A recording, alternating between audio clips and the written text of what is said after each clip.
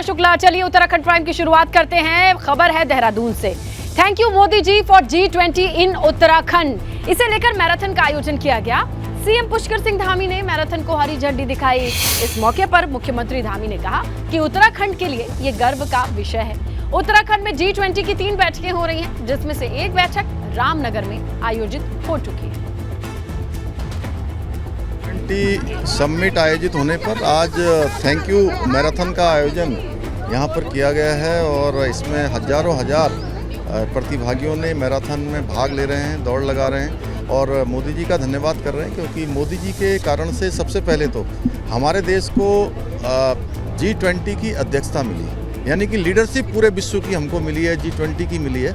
उसके लिए मोदी जी का अभिनंदन है और साथ में उत्तराखंड को भी, हमारे राज्य को पहली बार इतनी बड़ी जो विश्व स्तरीय बैठक हो रही है, समिट हो रही है, उस बैठक की 3 महत्वपूर्ण जो मीटिंग्स हैं वो उत्तराखंड को मिली है। हम मोदी जी का अभिनंदन करते हैं।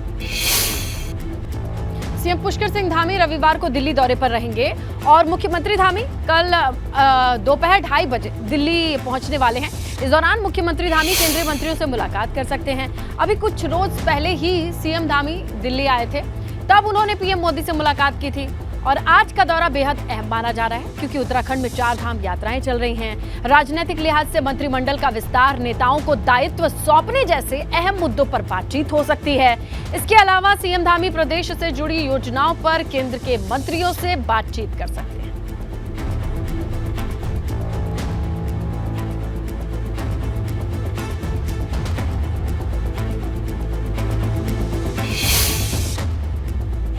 धामी कैबिनेट में खाली 4 मंत्री पदों को लेकर 15 मई के बाद केंद्रीय नेताओं से बातचीत की जाएगी।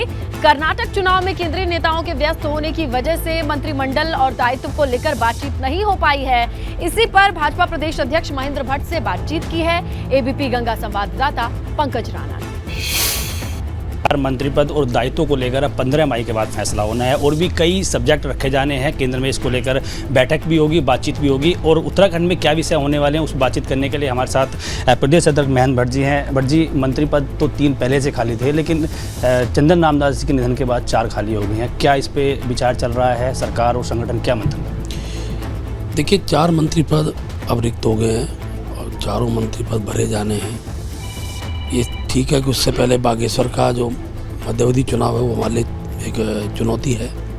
हम लोग इस बीच उस सारे विषय पर चर्चा कर रहे हैं। 15 तारीख के बाद, इसलिए कि कर्नाटक चुनाव के बाद केंद्र नेतृत्व के साथ बैठना होगा और उसमें निर्णय हम लोग करेंगे। दायित्वदारी में भी रुके हुए हैं, तो वो सारी सूची केंद्र के पास है।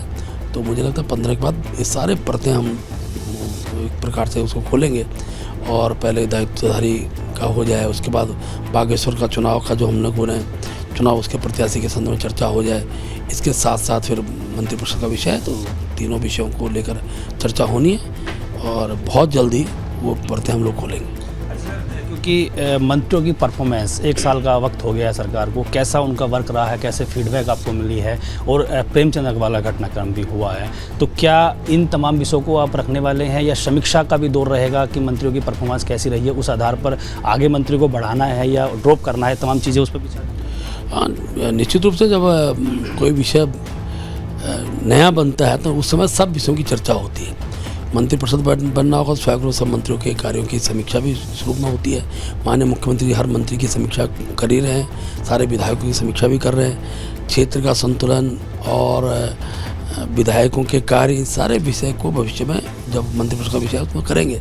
इसके साथ साथ क्योंकि अभी नगर निगम के चुनाव हैं, लोकसभा का चुनाव उद्देश्य से भी किस कार्यकर्ता को किस रूप में लगाना है। अनेकों मंत्री कुछ हो सकते हैं संगठन काम में लगाने पड़े, कुछ कार्यकर्ता ऐसे हैं जिनको हम सरकार के दायित्व के रूप में ले सकते हैं। ये सारे विषय, जिन विषयों पर जब चर्चा होती है तो सामूहिक चर्चा होती है। अभी हमारे राष्ट्रीय अध्यक्ष हम लोग चर्चा करेंगे। इस बीच एक हम अभी अपने जो स्टेट की टोली है उसके साथ हम बैठने वाले हैं और टोली के साथ बैठने के पीछे का उद्देश्य केवल आगामी दिनों के जो चुनाव हैं उसमें कार्यक्रम की श्रृंखला है। अभी मन की बात के कार्यक्रम का हमारा बहुत अच्छा पूरे प्रदेश के अंदर हुआ है। बूथ प्रबंधन का हमारा कार्य चल रहा है, उसका संबंध में एक समीक्षा हमारी इस रूप में होनी है। हम चाहते हैं कि हम बागेश्वर चुनाव से पहले अपने बूथ की पूरी टोली, प्रमुख पन्ना टोली तक का हम निर्माण कर लें, जिसके आधार पर हम भविष्य का चुनाव हम लोग जीतेंगे। जम्मू कश्मीर के राजौरी में शहीद हुए कर्णप्रयाग के जवान रुचिन रावत का पार्थिव शरीर उनके गांव कुंडीगाड़ मल्ली पहुंचा। सेना के जवान के पार्थिव शरीर को लेकर जब पहुंचे तो जयकारे लगने लगे। देवभूमि ने अपने एक होनहार बेटे को खोया है, इसीलिए पूरे इलाके में शोक की तो लहर है, लेकिन गर्व है। रुचिन रावत पर सैन्य सम्मान के साथ उन्हें अंतिम विदाई दी गई। कुनिगाड़ घाट पर रुचिन अंतिम विदाई रखी गई। पूरे गांव वाले साथ नजर आए।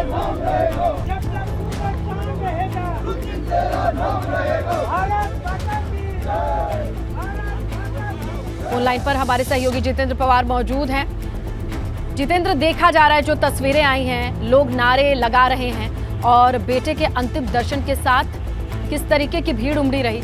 अभी गांव में क्या माहौल है, कौन कौन देखने और परिवार वालों से मिलने आया जो परिवार छोड़ गए हैं पीछे? रुचिन जी देखिए, जम्मू कश्मीर के राजौरी में मां भारती की रक्षा करते हुए अपने प्राणों का बलिदान देने वाले देवभूमि के लाल रुचिन रावत का पार्थिव शरीर आज उनके पैतृक गांव गैरसैंण के कुनिगाड़ लाया गया है। और यहां पर कुनिगाड़ में जैसे ही उनके घर पर उनके पैतृक शरीर को लाया गया, वैसे ही पूरे क्षेत्रवासियों का, पूरे गांव वाले का और उनके परिजनों का रो रो के बुरा हाल है। लेकिन गर्व इस बात का है कि ये माता पिता को गर्व इस बात का है कि उनका बेटा देश के काम आया, देश रक्षा में शहीद हुआ है। और इस दौरान यहाँ पर कर्णप्रयाग के विधायक अनिल नौटियाल भी मौजूद रहे और सैन्य की टुकड़ी यहाँ पर आई हुई थी। 6 ग्रेनेडियर की सैन्य की टुकड़ी यहाँ पे आई हुई थी और उनके जो पैतृक घाट है कुनिगाड़ में सैन्य सम्मान के साथ उन्हें आज यहाँ पर नम आंखों से क्षेत्रीय जनता ने उन्हें विदाई दी। बिल्कुल, तो गमगीन माहौल के बीच इस तरीके से अंतिम विदाई दी गई रुचिन रावत को।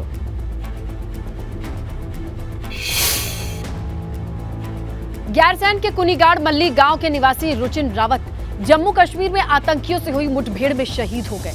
उनके शहीद होने की सूचना से कुनिगाड़ सहित पूरे गैरसैंण क्षेत्र में शोक की लहर है।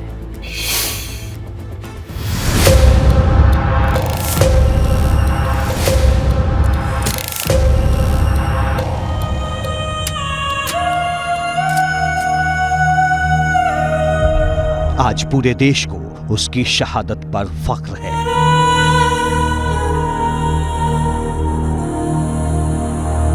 देवभूमि के इस लाल की शहादत को कभी भुलाया नहीं जा सकेगा।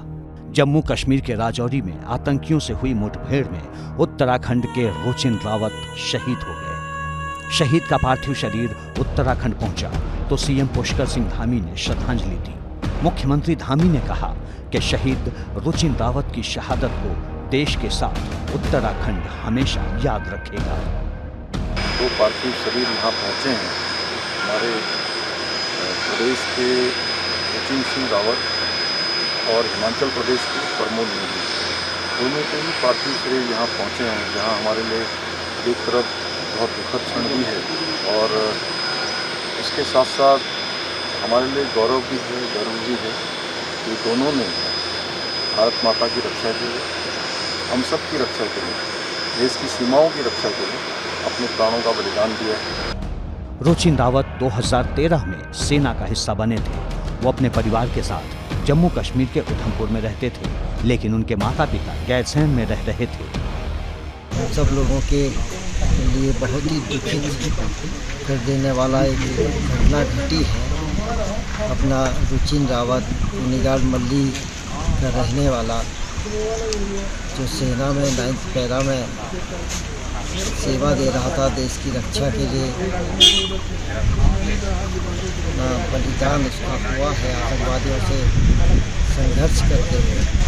मैं समझता हूँ कि ये हम सब लोगों के लिए बहुत ही दुख देने वाली घटना है। रुचिन की शहादत की खबर से कुनिगाड़ समेत पूरे गैरसैंण क्षेत्र में शोक की लहर है। देवभूमि ने एक बहादुर बेटा खो दिया है, इसलिए हर आंख नम है। एबीपी गंगा के लिए कर्णप्रयाग से जितेंद्र पवार की रिपोर्ट। चलिए आगे बढ़ते हैं कुछ और खबरों की ओर, जहां एक तरफ उत्तराखंड में सरकारी जमीनों पर अवैध कब्जे हटाने के लिए अभियान चल रहे हैं, इसी दौरान धार्मिक स्थलों को भी तोड़ा जा रहा है। मगर देहरादून में सरकारी भूमि पर अवैध कब्जे और उसे बेचने के मामले में सरकारी सिस्टम की भूमिका संदिग्ध नजर आ रही है। लापरवाही का आलम देखिए कि इसमें भूमाफिया पर एफआईआर तक दर्ज नहीं हो पाई है।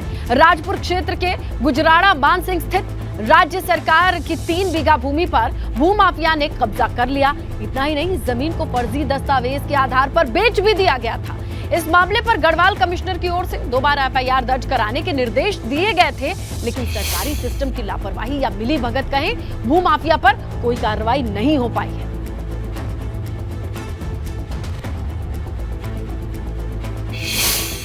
ये पत्र अभी मुझे भी रिसीव हुआ है। मैं अभी इसकी दिखवाती हूँ कि क्या कारणवश इस पे आगे कोई कार्रवाई नहीं हुई और नियमानुसार जो भी कार्रवाई इसमें तत्काल की जानी है मेरे द्वारा की जाएगी। नहीं, मैं इसकी पूरी जांच करूँगी और जो जिसके अगेंस्ट जो कार्रवाई होगी तत्काल की जाएगी। प्रदेश में अवैध अतिक्रमण को हटाने के लिए सरकार की ओर से भले ही एक बड़ा अभियान चल रहा हो, लेकिन सरकारी सिस्टम की लापरवाही के चलते सरकारी भूमि पर ही हुए अतिक्रमण पर कार्रवाई आगे नहीं बढ़ पाई। मामला देहरादून के गुजराड़ा मानसिंह का है, जहां 3 बीघा सरकारी भूमि पर भूमाफियाओं ने अवैध कब्जा किया, कूट रचित दस्तावेजों के आधार पर उसको आगे भी बेच दिया। ये बातें स्पष्ट हुई, तमाम नाम सामने आ गए। गढ़वाल कमिश्नर ने आदेश किया कि एफआईआर दर्ज हो, लेकिन एफआईआर दर्ज नहीं हुई। ये वर्ष 2021 था। अब 2023 में एक बार फिर से गढ़वाल कमिश्नर की ओर से संबंधित भूमाफिया पर एफआईआर दर्ज करने के लिए निर्देश दिए गए हैं। उधर जिलाधिकारी देहरादून को इस बात की कोई खबर नहीं है कि किस तरीके से आगे की कार्रवाई बढ़ाई जाएगी। जब उनसे सवाल किया गया तो उन्होंने कहा कि एफआईआर दर्ज क्यों नहीं हुई, इसके पूरे कारणों की जांच की जाएगी। लेकिन सरकारी सिस्टम का फेलियर ये रहा कि सरकारी भूमि पर ही भूमाफियाओं ने अवैध कब्जा किया, लेकिन 3 साल बीत गए, कोई एफआईआर तक दर्ज नहीं हुई और कोई कार्रवाई आगे नहीं बढ़ पाई। सहयोगी क्रिस्टोफर लॉरेंस के साथ रवि कैंथुरा, एबीपी गंगा, देहरादून। देहरादून से खबर है, सीएम पुष्कर सिंह धामी का बयान सामने आया है। उत्तराखंड में अवैध कब्जों पर सख्त कार्रवाई होगी। कब्जा करने वालों की कुंडली खंगाल रही है पुलिस प्रशासन, ये बात भी सामने आई है। यानी अवैध कब्जा करने वालों की अब खैर नहीं। मुख्यमंत्री का ये 2 टूक कहना है कि अब कुंडली खंगालिए, अवैध कब्जा करने वाले लोगों की डिटेल्स निकालिए और उन पर एक्शन लेना ही होगा। सख्त कार्रवाई की जाएगी। अवैध कब्जे के लिए लिस्ट बनाने के निर्देश दिए जा चुके हैं।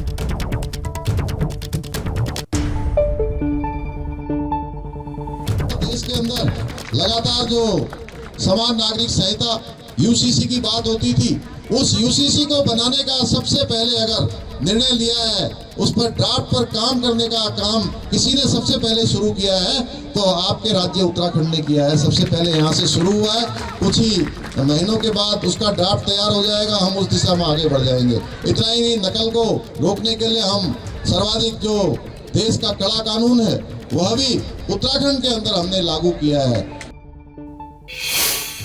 श्रीनगर में हेमवती नंदन गढ़वाल विश्वविद्यालय में छात्र कॉलेज की छत पर चढ़कर प्रदर्शन करने लगे। छात्रों ने अपने हाथों में पेट्रोल की बोतल ली हुई थी, आत्मदाह की चेतावनी देने लगे। छात्रों का कहना था कि विश्वविद्यालय प्रबंधन मनमानी कर रहा है, छात्रों के हित की तरफ ध्यान नहीं दिया जा रहा है। गढ़वाल विश्वविद्यालय को तानाशाही का रवैया बहुत आगे बढ़ चुका है, क्योंकि ये ऑर्डर निकाल रहे हैं और छुट्टी चले जा रहे हैं। इन्होंने छात्र संघ उद्घाटन समारोह में भी ऐसे किया है। एक तो पहला इन्होंने 8 लाख का टेंट गढ़वाल विश्वविद्यालय को दिया, जिसमें न डीजे है न खाना है, ठीक है। इसका विरोध भी हमने किया। उसके बाद ना कोई छात्र संघ का अध्यक्ष, न महासचिव, न उपाध्यक्ष, छात्र संघ का एक भी आदमी इन्होंने नहीं था। और इन्होंने एक ऑर्डर निकाला, एक तुगलकी फरमान निकाला कि गढ़वाल विश्वविद्यालय में कार्यक्रम हमारे ओडी में होंगे और बाकी के कार्यक्रम हमारे टीडी कैंपस में होंगे। कई दिन तक मौसम खराब रहने के बाद बद्रीनाथ धाम में आखिरकार मौसम साफ हो गया। आज बद्रीनाथ धाम में चटक धूप खिली है। बद्रीनाथ धाम का नजारा बेहद खूबसूरत नजर आ रहा है। मौसम खुलने के बाद बद्रीनाथ धाम में चहल पहल काफी बढ़ गई है। तीर्थयात्री बद्री विशाल के जयकारी लगा रहे हैं, दर्शन कर रहे हैं। और उधर उत्तरकाशी में मौसम का मिजाज बदल गया है। गंगोत्री धाम में सुबह से ही झमाझम बारिश जारी है। बारिश की वजह से एक बार फिर से तीर्थयात्रियों को परेशान।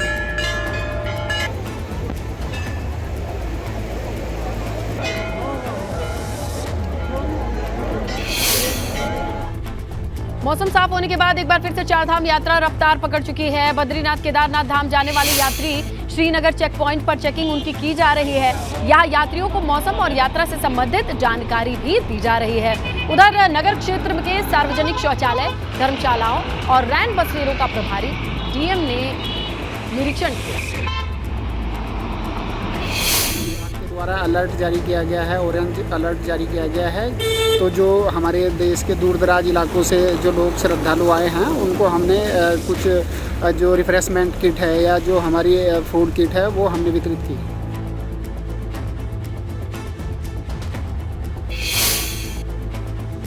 उधर पर्यटन विभाग में विशेष कार्यकारी अधिकारी भास्कर खुलबे और पीएमओ के उप सचिव मंगेश घिल्डियाल बद्रीनाथ धाम पहुंचे। इससे पहले उन्होंने बद्री विशाल की आराधना की। इसके बाद बद्रीनाथ धाम में मास्टर प्लान के तहत चल रहे निर्माण कार्य का निरीक्षण किया। भास्कर खुलबे ने बद्रीनाथ धाम में चल रहे निर्माण कामों की प्रगति पर खुशी जताई। उन्होंने कहा कि कठिन परिस्थितियों के बावजूद यहाँ इस तरीके से काम हो रहा है, सराहनीय है। मसूरी मॉल रोड के पुनर्निर्माण और सौंदर्यीकरण का काम कछुए की रफ्तार से चल रहा है। इसे लेकर व्यापारी कई बार आक्रोशित हो चुके हैं।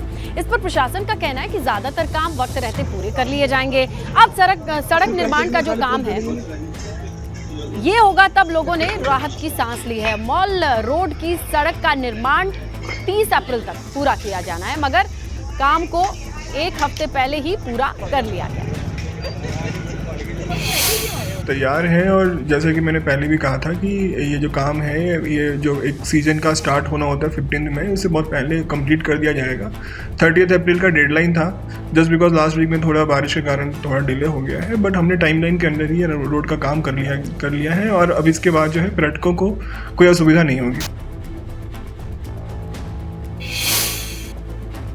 पौड़ी के रिखड़ी खाल और धुआंकोट इलाके में बाघ का खौफ है। ग्रामीण दहशत के साए में जीने को मजबूर हैं। ग्रामीणों का कहना है ये बाघ अब तक 2 लोगों की जान ले चुका है, साथ ही मवेशियों पर भी हमला कर चुका है। हालांकि वन विभाग ने बाघ को पकड़ने के लिए इलाके में गश्त बढ़ा दी है, मगर ये बाघ अभी तक विभाग की पकड़ से दूर है।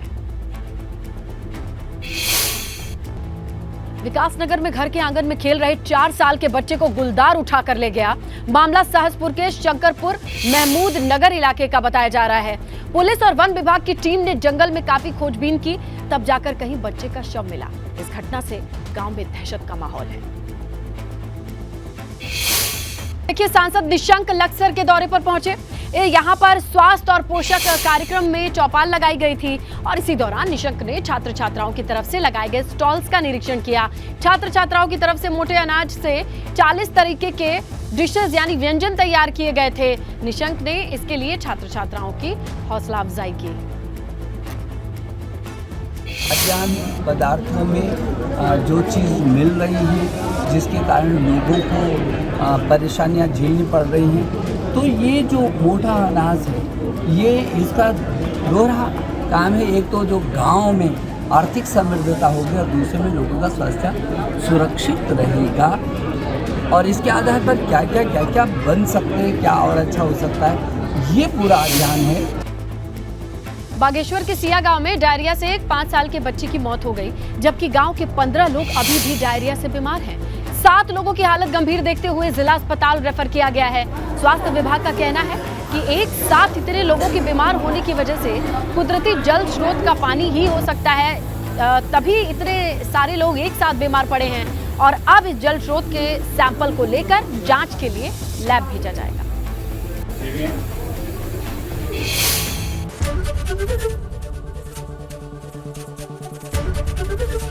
एबीपी गंगा, खबर आपकी, जुबान आपकी।